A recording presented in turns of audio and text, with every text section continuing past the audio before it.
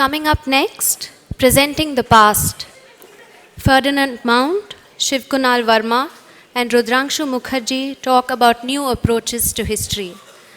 I request the speakers to kindly come onto the stage. Good evening.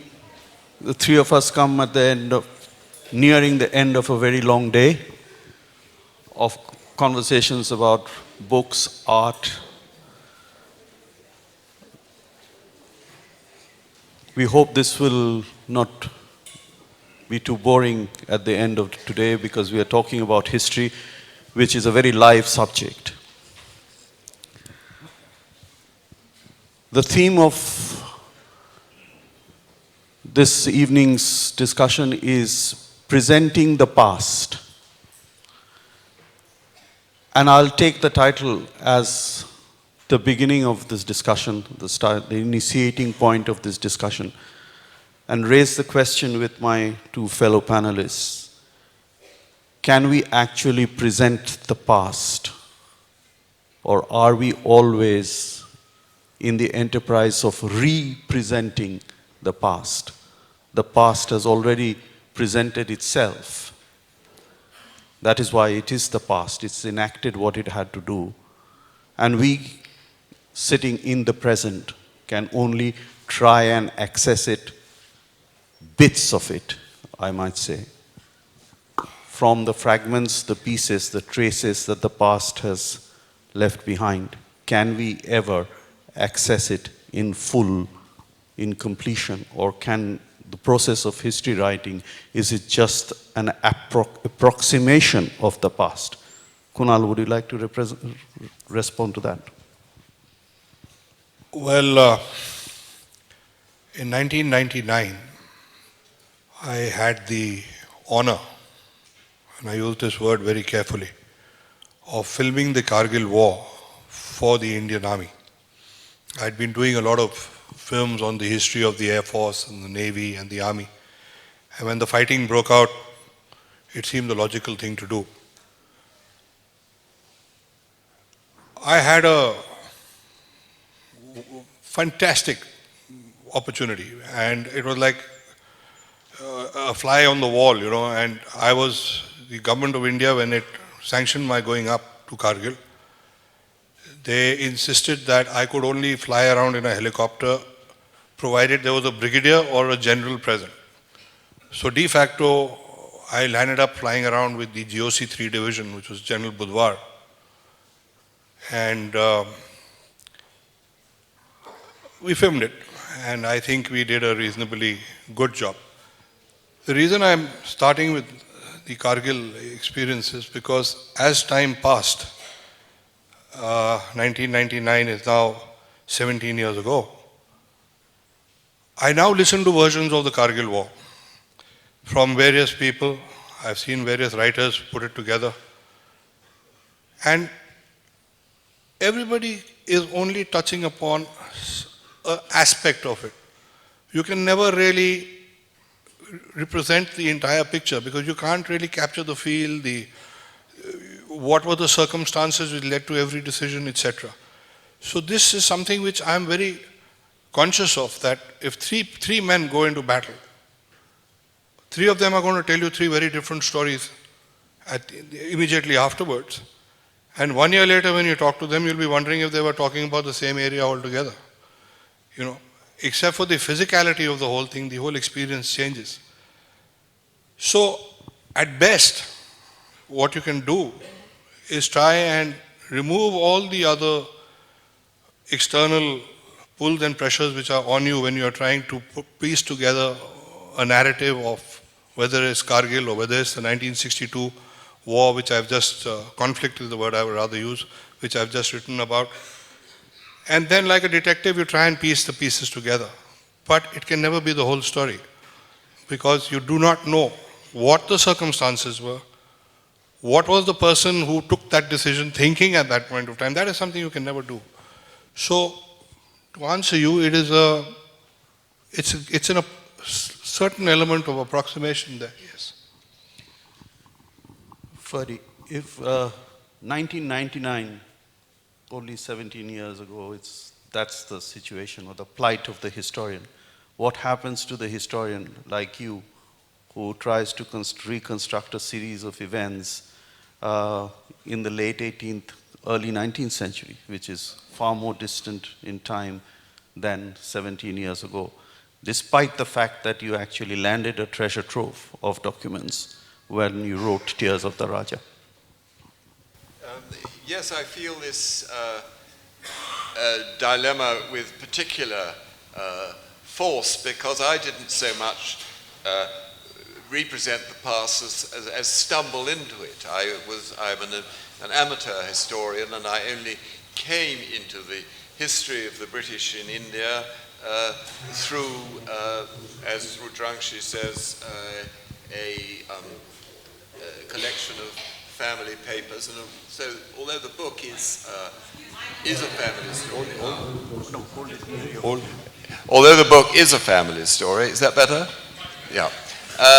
Although the book is a family story, it's also the story of the growth of British power and the reaction of the Indian population to that, culminating, of course, in the Great Rebellion of 1857.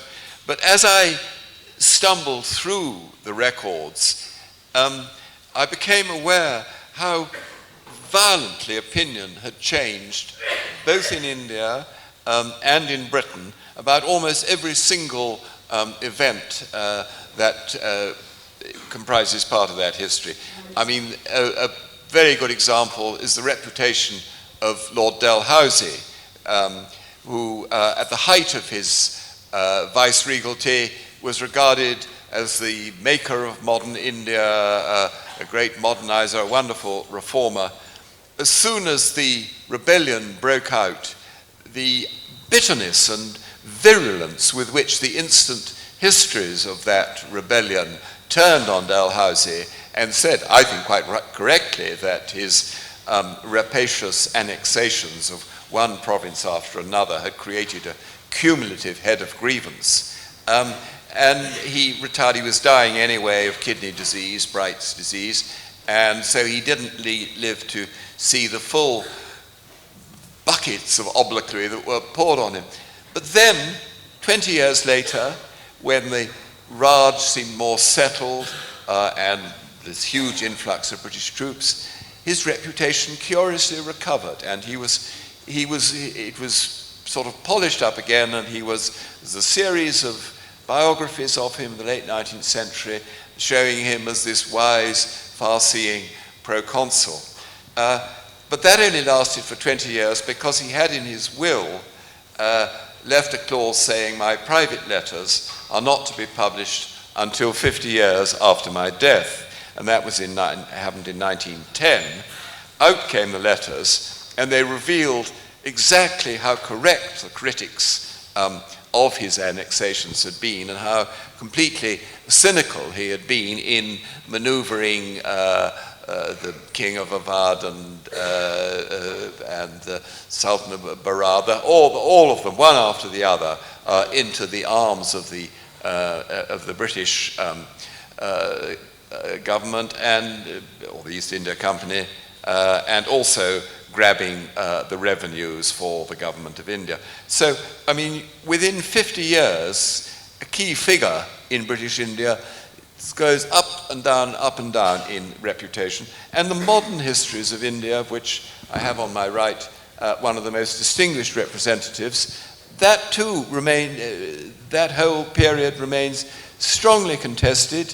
On the British side, there are still books coming out which portray the Great Rebellion as a merely military mutiny, a protest against grievances and poor terms of service and lack of pay increases. But any close attention to the records, such as Rudrangshu and several other Indian historians have produced, will show that it was a much wider revolt, much closer to the nationalist view, although not quite as sort of straightforward as that, but much more of a national revolt against alien rule. And I have to say that my great-great-grandfather, who with many faults, which are all chronicled in the book.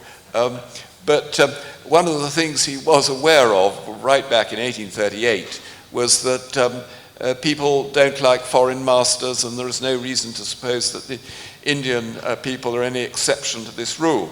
So the answer is yes, history is changing, and the history of the past will be different again tomorrow.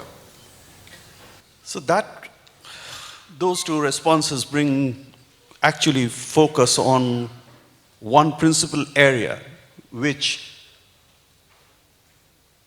the commonsensical understanding of the task of the historian places a lot of emphasis on. Historians, we are always told, are supposed to be objective. Can a historian actually be objective? If this is the plight of the historian, if he is in fact haunted by the curse of death, if you like, because he can never actually access the past completely, yet he is in search of plenitude. And therefore he brings, to fill the gap between the dearth and the plenitude, he brings his perspective, sometimes even his prejudices, his biases, which he cannot escape, into his writings. So can the historian actually be objective at all, especially when he is writing about his great-great-great-grandfather? Or, in your case, a war that your father's regiment or your father himself might have fought in? Well, in fact, my 1962 book starts with two Rajput, which was deployed on the Namkachu. And it's taken me a long time to write this book. I've been working on it for almost 20 years, I would say. I could have possibly written it earlier, but I think I was too emotionally caught up in the entire way things had happened. Immediately after the war, I was 2 years old at that time, and one of the colonels who was killed was a very fine officer called Colonel Avasti.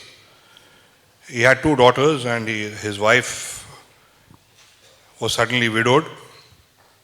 The Indian government at that time gave her 13 rupees as compensation immediately after the conflict. Of course, later on they looked after her a little bit better.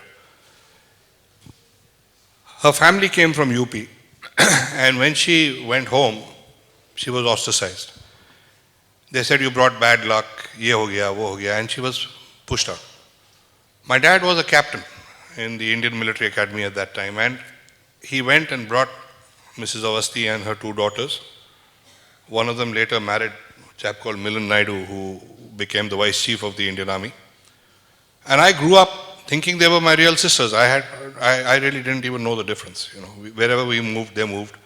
And then Mrs. Avasti got a job after 3 years, and in 1965 they moved away, and that's when I realized they're not my real sisters. It's very difficult. It's very difficult. But to have attempted this book earlier, one would have fallen into that trap of writing more from the emotional aspect. And I've taken my time. I've been working with the armed forces. I've done the history of the Air Force, the Army. I shot the various operational films. I wrote an earlier book called The Long Road to Siachen. But then I felt that now the time had come when I could actually write about 1962. But being who I am is something you can never really get away from, and actually it sometimes works to your tremendous advantage. A lot of things landed in my lap, which, like you said, you stumbled onto a whole treasure trove of documents. I stumbled onto all kinds of stuff. I was asked to do the Assam Rifles book. I did the Assam Rifles book. Then I did the Northeast Trilogy, which allowed us to go into each and every bunker where the fighting had taken place in Nifa. I had already covered Ladakh earlier. And suddenly, and this wouldn't have happened, if my father wasn't who he was. I was, after the Kargil War, I was asked by the Reserve Bank to come and screen it in Delhi. And the film was screened, and I was invited for a cup of coffee by the regional director.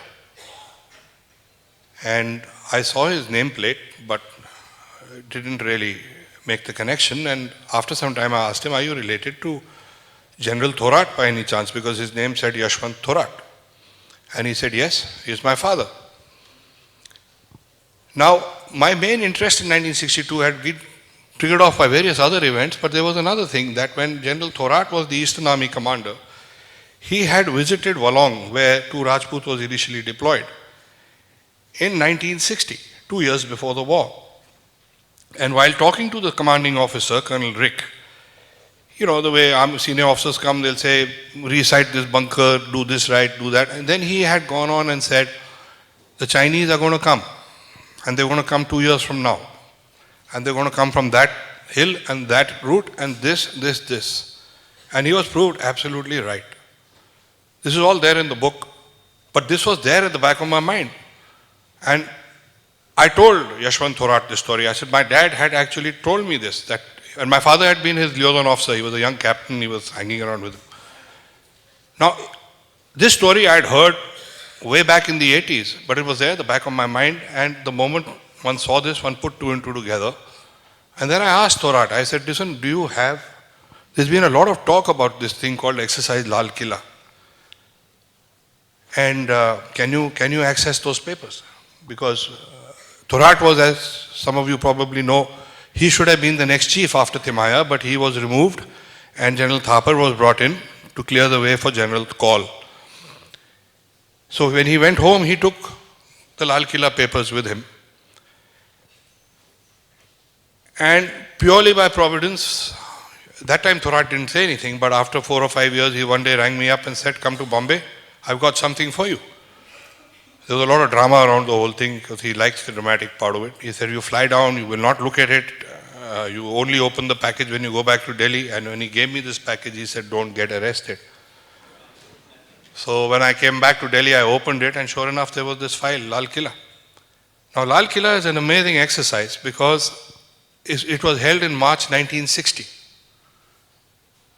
That is 2 years before the events of 1962, October 1962.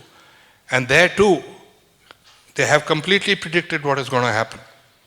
Not just in Nifa, but also in the rest of the sectors. That includes the middle sector, which is Kumaon and Garhwal, as well as Himachal, as well as Ladakh. And yet, despite having all this, when push came to shove, we were completely unprepared. So one had to set all this aside, one had to try and block it out, keep the emotional part of it out, and then try and analyze it. And then when you put it down at the end of it, you hope that you've been as objective as you possibly can be, but to really get away from it altogether, Rudrangshu, I don't think it's not possible. The only thing is you can try and make it work for you rather than work against you at times. Do you agree with that, Ferdy?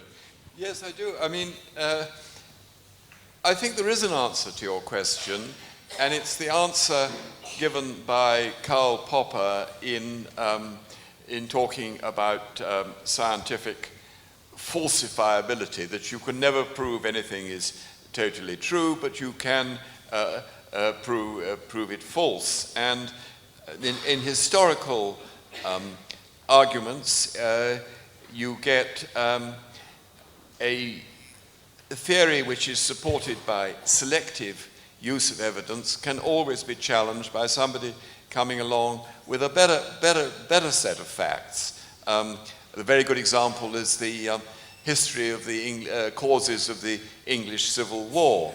When the Marxist historians were on top in England, they produced a very compelling narrative about how this was all a class war between the aristocracy and the new middle class. Recently, that paradigm, to use the fancy word, has been displaced by one which says no, it was a fight between England, Scotland, and Ireland. It was the War of the Three Kingdoms, and also, of course, it was a religious war. So like most things, it's much more complicated.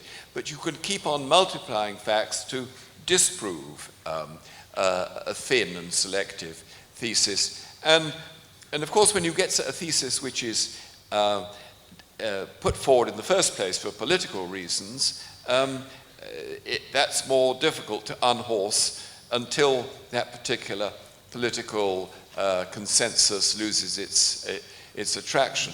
For example, the portrayal of the slump in Britain. For years, we were all brought up to think that nothing good happened in the 1930s at all, that everyone was miserable in England, and that meanwhile the rich grew richer and the poor grew poorer.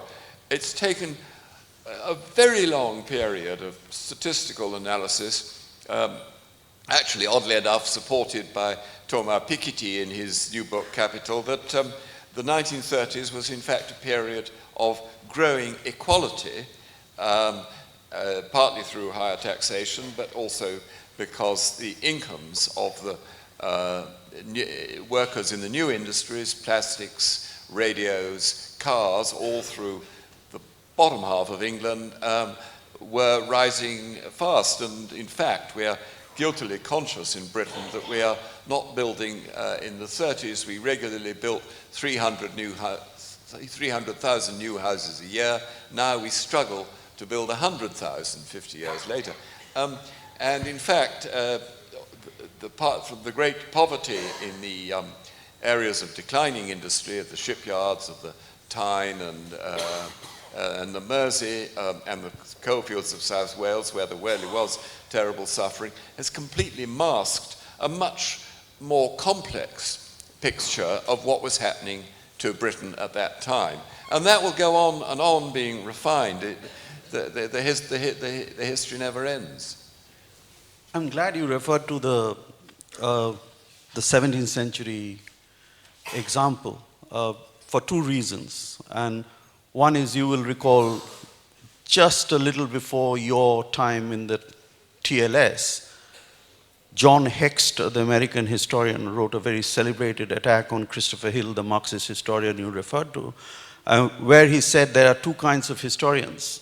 A lumper, he said. It's people who just bring similar kinds of evidence together and lump them to prove a thesis. And then you have the splitters, who actually show the discordant pieces of evidence to break that paradigm. So that's one very interesting observation. Do you see yourself as a lumper or a splitter? I think a splitter. I think, if I'm right in saying, that the person who first invented that distinction, as he invented so many other things, was Charles Darwin, and that but not in the context of history. Well, not in the context of history, but he went until old age. Darwin would be crawling about on the floor of his garden, examining worms and their behavior with extremely primitive instruments. And that was the ultimate splitting, is really getting down to the grassroots, literally, and examining the evidence. And I think Darwin is, as it were, an example to us all. And this is one of the justifications, I would say, of what's rather often rudely described as narrative history, as if it was just telling a jolly good yarn. But only by attending to the details of narrative and getting down to the individual's behavior in individual situations, reading the diaries of a subaltern in the mutiny, or of a soldier in the war, that you get a clear indication of what was happening on the ground. And I mean, I'm talking slightly with vested interest, since this book is an accumulation of I think somebody did say it's a whole lot of anecdotes, but I mean, part of my point is that it's by accumulation of evidence that you begin to build a richer picture of the past. At least that's what you hope you're doing. But taking off from that, and this is to both of you, he has also written a narrative of the 1962 conflict. A narrative, practically by definition, imposes certain kinds of generalizations. Otherwise, you can't find a theme around which to construct a narrative. And that generalization entails certain degrees of lumping rather than splitting. Otherwise, you cannot generalize. How do you respond to that? I think with the same counter-argument that the lumper is always vulnerable to the splitter who comes along and says, no, it didn't happen like that in the south, or actually in the east. You're just generalizing from official documents about what happened in Delhi or London. So, I mean, the lumper, obviously, some selection has to be made, but the selection is always open to critique from the person looking at the worms in the grass. Kunal, do you find some threatening splitter coming to your narrative? Well, I think I'm a splitter myself, because when you're looking at the 62 conflict, for example, the book is eventually in 3 parts. And I realized somewhere along the line that as Indians, we are not very historically minded. In fact, we are, all right, let's not get into this. Yeah, this goes back to the British period, or this goes here, or this goes there. I found the initial part of the dialogue in the book is about the relationship between India, or the Indian states, and Tibet, and also the relationship between Tibet and China. And when you started analyzing all that, one realized that India had a lot more in common with Tibet than Tibet had with China. In fact, the whole argument of China after Mao Zedong came to power in 1949, the PRC, the People's Republic of China, literally rising out of the ashes of the Kuomintang government. Once Mao came in, he said this was history, this is the way it happened, and therefore this is ours, this is this, and he just steamrolled it after that. But unless one looked at the narrative of what happened, north of the Himalayas, that is in Tibet, and what happened south of the Himalayas, especially in the east. And with that, I'm talking about British history actually, because once the Ahom kingdom started to wobble, and the British started making inroads into the northeast through Burma, and they established themselves, a lot that initially happened, including the so-called forward policy, it actually dates back to the British. And it was post-independence, it was even formalized by something called the Himmat Singh Committee. So you had to look at history, you had to look at the overall geopolitical situation, which is something which I think we failed miserably, especially after partition. Especially after independence, because we had a new crop of leadership. Actually, I don't see much difference in today's leadership either. I mean, they are now 60 years old, but they are probably as ignorant of the actual geopolitical scenario. And so you have to look at history, you had to look at geopolitics, you had to look at the political developments before the book actually came down to the narrative of looking at the so-called fighting in Namkachu, in Tawang, in Bumla, in Sela, in Walong, and then in Ladakh. So in any case, one has tried to give it that, one has been a bit of a splitter in that sense, and I in any case feel that even if you are a lumper, you have to, as Darwin would put it, evolve into a splitter sooner or later. I mean,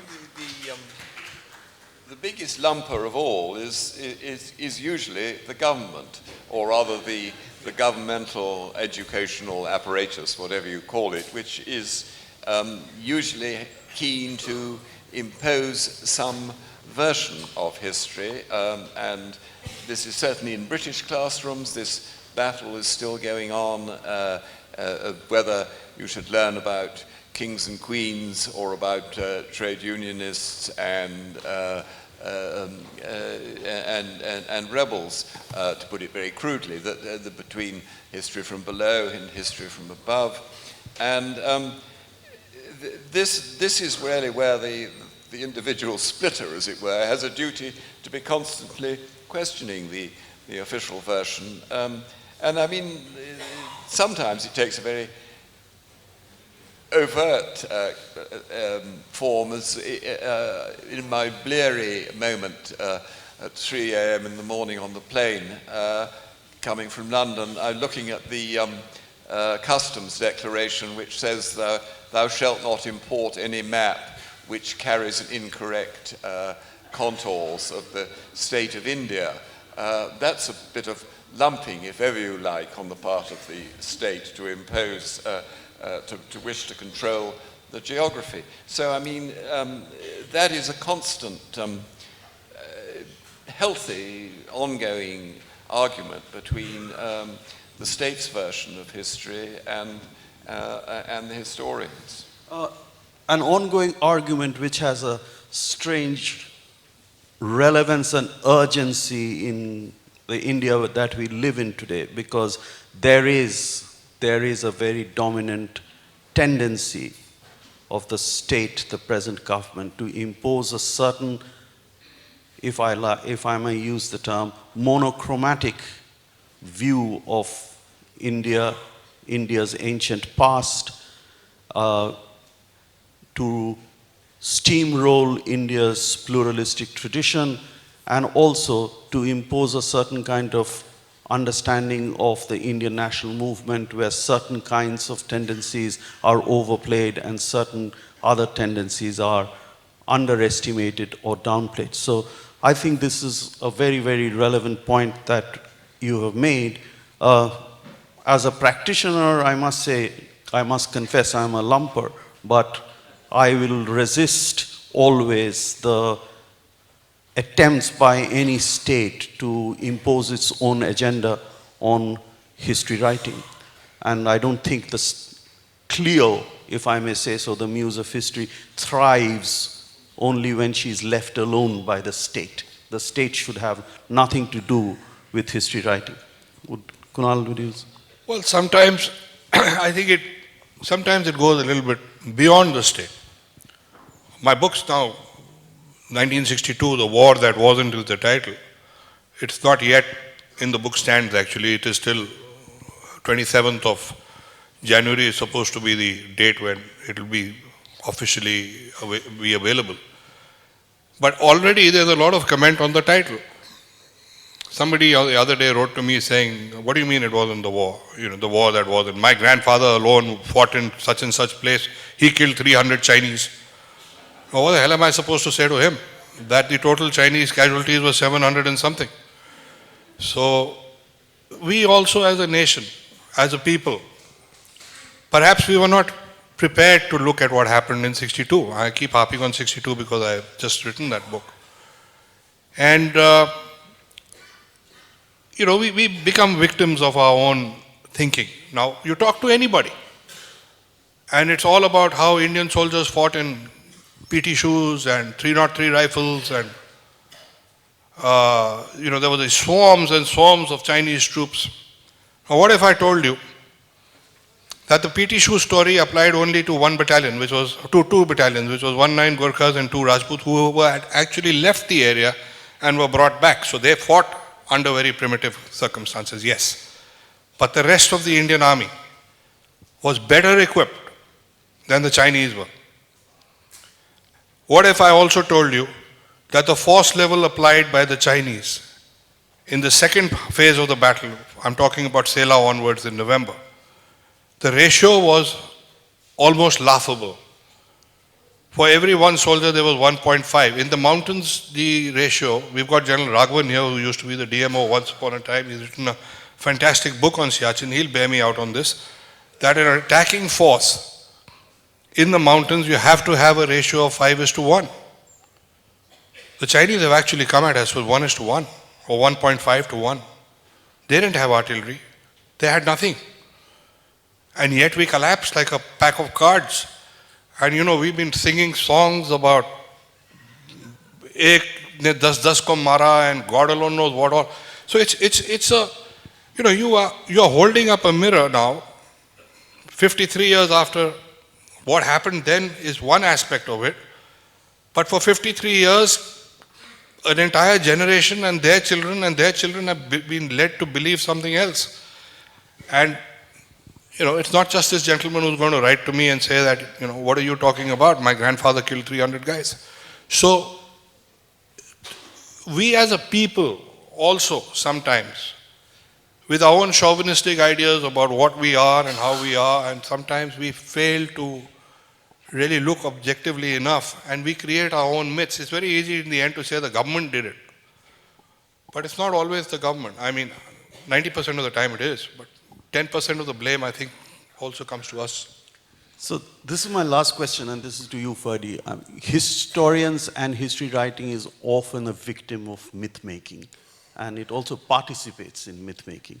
So how in Britain is the myth of empire fought by historians or even amateur historians like yourself?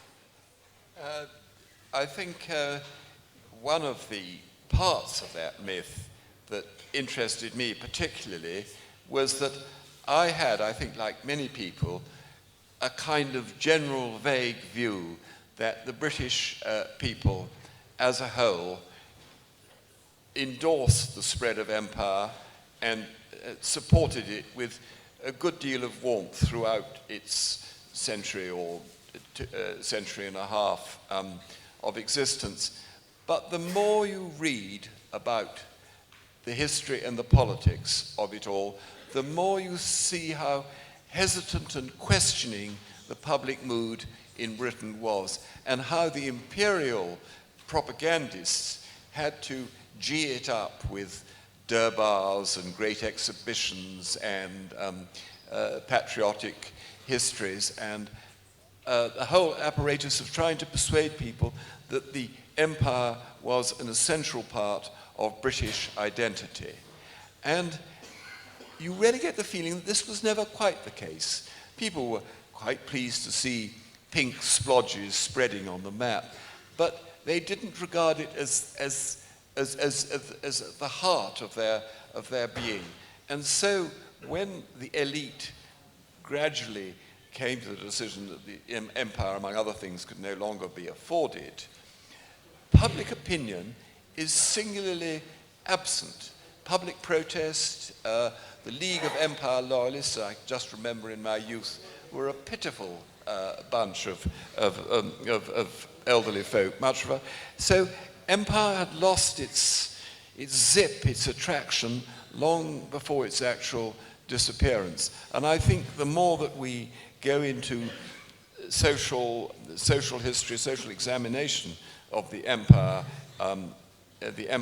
seen from Britain, the more we shall see how it was seen really deep down as marginal to Britain's continued existence. And this is not particularly an anti-colonial point of view, it's just, I think, a psychological fact that that was the empire always came second in British minds. As usual, as historians often do, we've gone on a bit too long. We have time for 2 questions, and if you keep it short, maybe 3. Nehru wrote glimpses of world history, but he forgot the interests of India. That is one thing. When Praja Socialist members, MPs, spoke in Parliament, cautioned Nehru about the dangers of Chinese laying roads much in advance, in the 50s itself. Nehru said, not even a blade of grass grows there. He referred to Akshay Chin. Later, we read the mistakes committed by our former Prime Minister. Can you clarify? Akshay Chin is a slightly dodgy part of the history of Jammu and Kashmir. We actually had, there were all kinds of surveys and all taking place, and a chap called Johnson had included the entire Aksai Chin as part of India, as part of Jammu and Kashmir, I'm sorry. But apart from one state forces being positioned in one particular place, there was absolutely no presence of anybody in the Aksai Chin. The Aksai Chin is a salt plain. It's a massive, it's some 25,000, 33,000 square kilometers of high altitude desert where the altitudes range between 17 and 18,000 feet. You've got to understand one thing, that to Nehru's, that remark of his that not even a blade of grass grows there is actually true. But when we are talking of territorial implications, security, etc., the fact that we had a slightly dodgy claim on Aksai Chin is one thing, but one thing is very clear, which I also say in the book. The Chinese had no claim at all. I mean, they can keep questioning us that you were present, you were not present, this happened, that happened, but what claim China has on the Aksai Chin, I honestly, whichever way you look at it, whether you're a lumper or a splitter or a whatever, you cannot justify that. No, sorry, we must have give somebody else a chance. Yes. Sir, Hello? Yeah. There's a question there. My question is about sanitization of history. You talked about it a little bit, but how do you feel about it being politically correct? For example, removing off the N-word from American literature books, or even in our own history, taking out the cartoon of Ambedkar and the constitutional cartoon that created a controversy for us. How do you historians view that? It's bad. Yeah, there's only one simple answer to that. It's unacceptable and bad. I don't know if it's come to India yet, but there's been a new film of Agatha Christie's book, 10 Little Niggers. 10 Little Niggers, which had to be retitled, you will remember, to 10 Little Indians, and then that was thought to be equally offensive, and so it was then retitled, and then there were none. And I mean, this is a ridiculous sanitization. So, I'm sorry, I've just got the signal that we have to wrap it up. No sanitation, but that sanitization, that signal. So we have to wrap it up now. I just would like to thank my fellow panelists and all of you for being such a wonderful audience. I'm sorry that we couldn't take more questions.